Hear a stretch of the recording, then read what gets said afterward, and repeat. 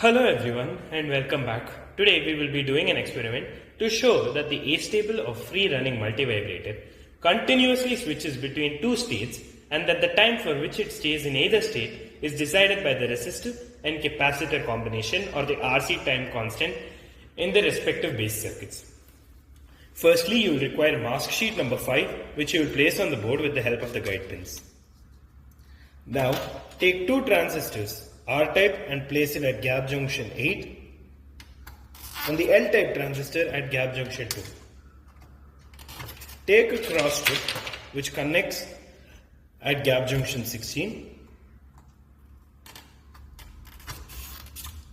Now take two 4K7 resistors and place them at gap 13 and 14 respectively.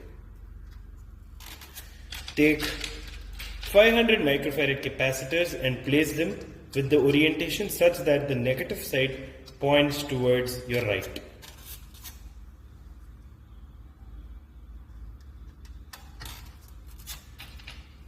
Take two lamps and place them at gap 7 and gap number 3.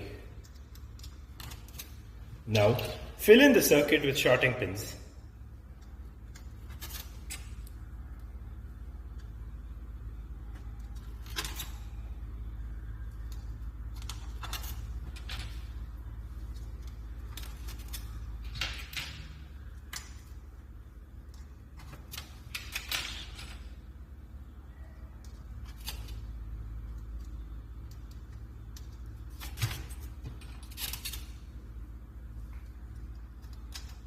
Make sure you connect shorting pins in all the open points in the circuit, as if you don't, you will be waiting for why it is not working. Now connect the positive terminal at the top of gap junction 3 and the negative near the gap junction 12. Turn on your source. Now you can see that there is a bit of time where the lights alternately glow. This is because of the RC constant or the time constant. Here the resistance and capacitance allows the light to glow for that much amount of time. Now take out the resistor at gap junction 17 and replace it with a 50 microfarad capacitor. You will see something interesting. The lamp at gap junction 7 glows only for a very short amount of time, while the lamp at gap 3 glows for a longer amount of time. This is because the RC constant in this for the lamp gap at gap 3 is greater than the RC constant for the lamp gap at gap 7. Now we will conduct both having 50 ohm capacitors, 50 microfarad capacitors. So place it with the right orientation, and now you can see that the lamps are twinkling at equal pace and both are staying on and off for the equal amount of time. So let us understand why this happens. Let us consider the state when the lamp at gap junction number 3 is on and the lamp at which gap junction number 7 is off. The transistor at gap junction 2, which is in series with the lamp at gap junction number 3, is on, or the transistor is said to be conducting. Therefore, the collector of transistor is at a voltage almost equal to 0 with respect to the negative terminal of the DC supply. As the collector of transistor is connected to the base of the transistor at gap junction number 7 through the capacitor, through the capacitor and the cross connecting strip, it is almost at 0 potential. Therefore, the transistor T1 is off.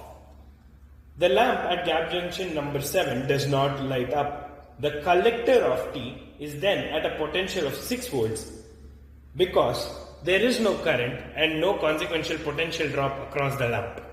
The capacitor at gap junction number 15 has one end connected to the collector of T and the other end to the positive terminal of the DC supply through the 4.7K resistor in gap junction number 13. The former end of the capacitor is almost at 0 volts and therefore the capacitor gets charged through the resistor at gap junction number 13 with a time constant equal to the product of their values. When the voltage across the capacitor reaches to a value of about 0.7 volts, the transistor switches on because the base of T, which is connected to the capacitor, requires the necessary forward bias voltage. Consequently, the lamp in gap number 7 lights up. When T0 begins to conduct, the collector voltage of T starts to fall due to the flow of current through the lamp. This falling voltage, coupled to the base of the T transistor through the capacitor in gap 17, reduces the potential of its base. This results in gradually switching the lamp off. This process is repeated with charging taking place in capacitor at gap 17 through the 4.7K resistor in gap number 14 and so on. So what did we learn from this? We learned that the astable multivibrator switches between the two states regularly, and the time during which it stays in each of the states can be altered by alternating the values of the resistor and capacitor in the base circuit, that is by changing the time constant.